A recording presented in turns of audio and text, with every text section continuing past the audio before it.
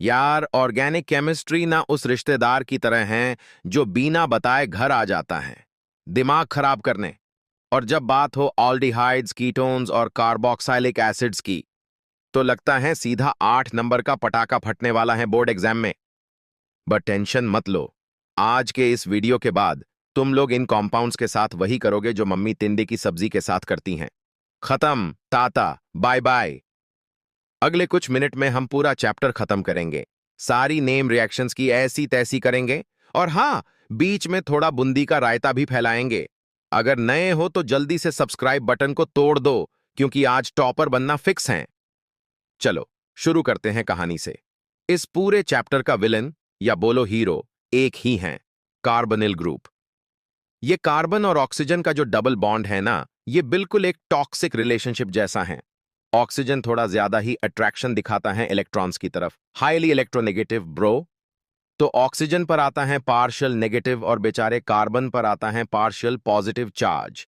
Carbon बेचारा तुम्हारी तरह सिंगल बन के रह जाता है, जिसे हमेशा न्यूक्लियोफाइल की तलाश रहती है। The three brothers, aldehyde. अगर कार्बोनिल के एक तरफ हाइड्रोजन बैठा है तो वो है हमारा ऑल्डिहाइड।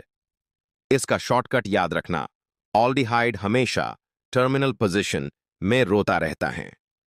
कीटोन। अगर कार्बोनिल के दोनों तरफ बड़े बड़े कार्बन के ग्रुप्स बैठे हैं तो वो है कीटोन।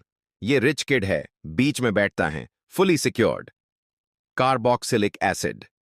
अगर कार्बोनिल के साथ एक OH चिपक गया तो बनता है कार्बोक्सिलिक एसिड। ये इस घर का सबसे बड़ा दादाजी हैं, सबसे ज्यादा एसिडिक और सबसे गुस्से वाला।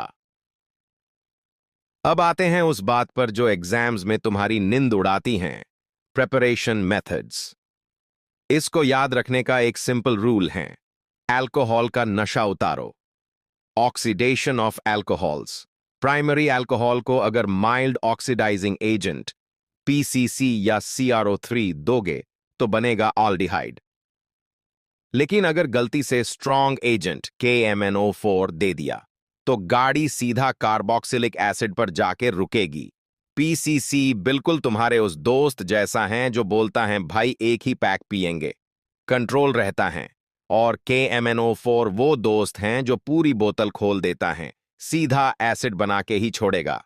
The VIP name reactions, exam का favourite. Rosenmund reduction equation, acyl chloride plus H2 लो और PD या BaSO4 के साथ रिएक्ट करो, आपको ऑल्डिहाइड मिलेगा। याद कैसे रखें? रोजमंड का हाइड्रोजन पॉइजनस BaSO4 था। यह रिएक्शन एसिल क्लोराइड को सीधा ऑल्डिहाइड में बदल देती है, लेकिन BaSO4 रिएक्शन को आगे बढ़ने से रोकता है, पॉइजन की तरह काम करता है। अब Etard reaction equation, toluene plus CrO2Cl2, chromyl chloride से बेंजाल्डिहाइड। टोलुएने को क्रोमाइल क्लोराइड दिखाओ, वो इटार्ड होकर बेंजाल्डिहाइड बन जाएगा। इसको याद रखने के लिए दिमाग पर ज्यादा जोर मत डालो, बस सोचो टोलुएने ने नया परफ्यूम लगाया है। अब बात करते हैं इनकी केमिकल प्रॉपर्टीज की। मैंने बताया था ना, कार्बोनिल का कार्बन थोड़ा वल्नरेबल है क्योंकि ऑक्सीजन उसके इलेक्ट्रॉन्स खींच लेता है। तो इस पर अटैक कौन करेगा? न्यूक्लियोफाइल, न्यूक्लियस लवर, जिसके पास नेगेटिव चार्ज या लोन पेयर हो। एग्जाम में हमेशा पूछा जाता है, ऑल्डिहाइड और कीटोन में से न्यूक्लियोफिलिक एडिशन फास्ट कौन करेगा? एंस है ऑल्डिहाइड, क्योंकि ऑल्डिहाइड के पास एक छोटा सा हाइड्रोजन होता है, रास्ता साफ है। कीटोन के पास दोनों तरफ बड़े बड़े एल्काइल ग्रुप्स होते हैं, पूरा स्टेरिक हिंड्रेंस। इसीलिए न्यूक्लियोफिल डर जाता है।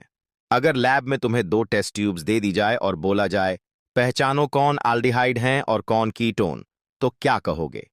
इसके लिए हैं Tollens test, silver mirror test. Aldehyde को टॉलरेंस रिएजेंट के साथ गर्म करो, टेस्ट ट्यूब के चारों तरफ चांदी चमकने लगेगी।